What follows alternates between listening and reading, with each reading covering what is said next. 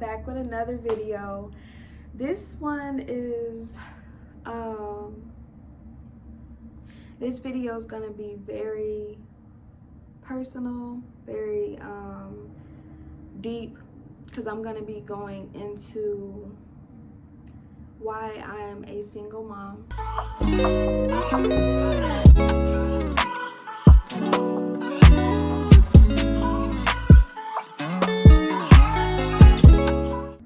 I know people have probably been wondering, like, you know, where the dad is, why haven't I mentioned him, or, you know, anything like that. And I've gotten a couple questions on Instagram about it. I don't really take it as people trying to be in my business. I just think like people are just actually curious as to why I haven't mentioned him, or why he's not in any of the baby shower pictures or anything like that.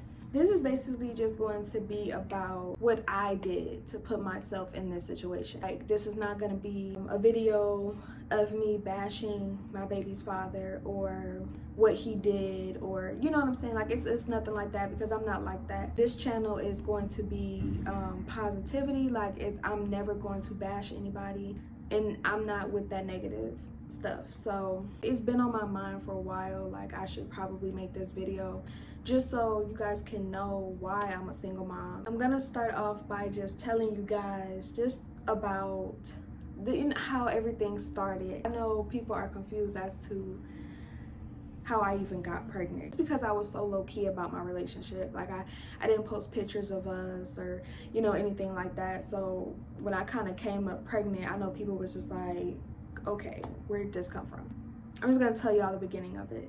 I met my baby's father through a mutual friend that we both had. I had just moved into my apartment and I wanted to invite a couple friends over, you know, just to celebrate or whatever. Have some drinks, watch TV, listen to music, you know, stuff like that.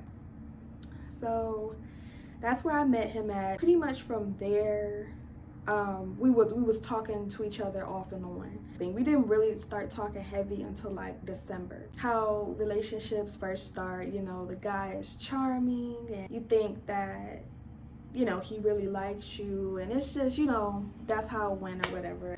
I was in a place where I was lonely and I wanted a relationship, knowing I was not ready for one. At the time, I thought I was ready for a relationship, but I really wasn't. So that has a lot to do with my decision making at the time. What caught my attention with him was how he asked me on a date, and he asked if I wanted to go see the Christmas lights. I'm like, I have never been like really asked on a date, like for real, like a real date. Anytime I would talk to a guy, it was always like, when you gonna come chill with me? When we gonna link? Like, it was never like actually asking me on a date. That kind of caught my attention and kind of separated him from the other guys that I was talking to. When he asked me on a date, I told him yes. Then I guess something happened that day that I wasn't really in the mood to go. So I texted him, I'm like, yeah, like, I'm not really in the mood, you know, to really go anywhere. And she was like, you know, it's okay, I understand. So he actually did not bother me after that. I kind of felt bad because I'm like, damn, like, he asked me to go out and see the Christmas lights, and I keep denying him. I'm like, I should give him a chance, you know. Him and my friend at the time were moving in an apartment with each other, and my friend at the time, we went over there to go help them move into their new apartment. You know, we didn't have anything to do that day, so we were just like, yeah, we'll just come help. And I was excited for my friend that, you know, he had got his own apartment and they were, you know,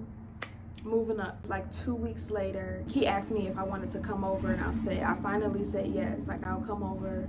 But we had like a nice conversation in the car. It was just vibes or whatever. I was very easily impressed by guys, mainly because I was lonely and I just really wanted that connection with somebody. He just called me at a bad time in my life, I guess you can say. At this point, I'm going over his house. We were spending a lot of time with each other, and I just, you know, we were just attracted to each other. We had a nice vibe going on. So then we started to date. We made it official on New Year's. Everything was going good, of course. I was happy in the beginning, pretty much like every relationship is. You know, you start to see some things you don't like, or you kind of just feel like, okay, that's a red flag. I also had a problem with trying to look for something wrong. Like, that was really my biggest problem in relationships. Like, I will always try to look for something that was wrong about the person. I never really took the time to just be like, okay, you're not gonna like everything about a person. Nobody's perfect, you know? So that's the kind of mindset I was trying to have. Like, I told myself I wanted this relationship to be different. I wasn't gonna do the same toxic things that I did in my previous relationships. Because I was not fully healed, and I was just so thirsty for a relationship, and I was lonely. It just kind of made like everything he did impress me, especially because I'd never had it before. That played a big part in why I'm a single mom now.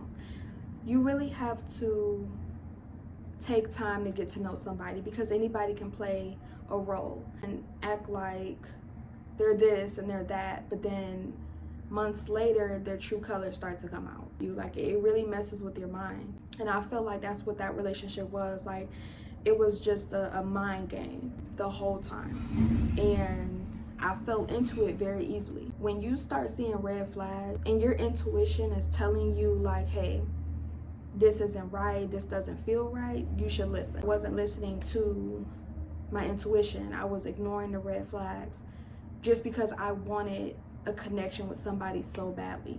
Yeah, we started arguing early on in our relationship, and it was starting to get better towards the end. Like, we had tried to find a way that we both can communicate with each other, and it's like healthy, you know what I'm saying? And it's not just me overreacting or him not understanding where I'm coming from. Like, you know, we tried to make it work. That whole relationship, I wasn't thinking straight, and I felt like literally my life was going downhill since I met him. Like, and I'm not saying it's his fault, but I'm just saying, like, I dropped out of school. My anxiety was as bad as it's ever been. Like, my anxiety was really, really bad. I got in a car accident. It was just negative.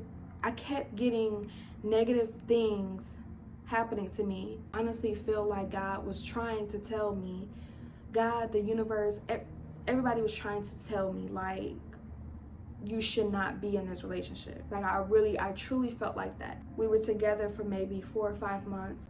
I broke up with him in April.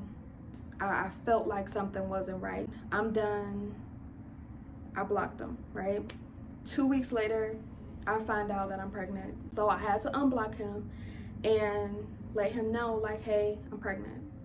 I'm not really gonna go into what he said or how he acted after that. Just know that I did tell him I was pregnant. By then, he was already moved on to somebody else. So that right there kind of just let me know, like, okay, my intuition was right. I put myself in this situation by ignoring the red flags. Basically, from then to now, it's just been a disaster. There's nothing wrong with being by yourself, to love yourself, and to never ever doubt your intuition or the red flags. Me doing that, I could have prevented myself from being in this situation. Because I didn't love myself enough, it caused me to make the wrong decisions. I'm grateful for this experience, and I'm grateful that this happened to me. Like, God knew that this needed to happen. It led me on a path to figuring out who I am as a person, self-love. I became more spiritual since that relationship. That relationship, I felt like, was just an eye-opener for me. Like, hey, you are not fully healed yet. You don't know your self-worth, and you don't love yourself like you should. I'm grateful for this experience because, for one, I got my son out of it, and it opened my eyes to me not being whole as a person. I will never, ever not listen to my intuition again. I've learned how to love myself more. I've been working on my confidence, my self-esteem. No man will ever have me that low ever again. And I was really in a low place in that relationship. I didn't recognize myself. Like, who are you? Like, why are you making these decisions? This situation has really opened my eyes. Don't ever settle for a guy who treats you like shit or manipulates you, play mind games with you. Like, don't ever do that. Like, know your worth, know when to walk away. People make mistakes. I kind of look at this as a lesson more than a mistake, because I don't want to call my son a mistake. I do want to let, you know, women my age and single moms know that you're not alone. People make mistakes. I've become a better person from it. I'm happier. I'm more confident. I love myself. I'm grateful that I have my son. And I know that from now on, nobody will ever manipulate me, play mind games with me, or just get in my head, period. I'm stronger now. I know my self-worth. I'm just all around grateful for this experience, even though it wasn't what I planned. So that's pretty much all I have to say for this video. Thank you for watching. Please like, share, subscribe to my channel, and I'll see you guys in the next video.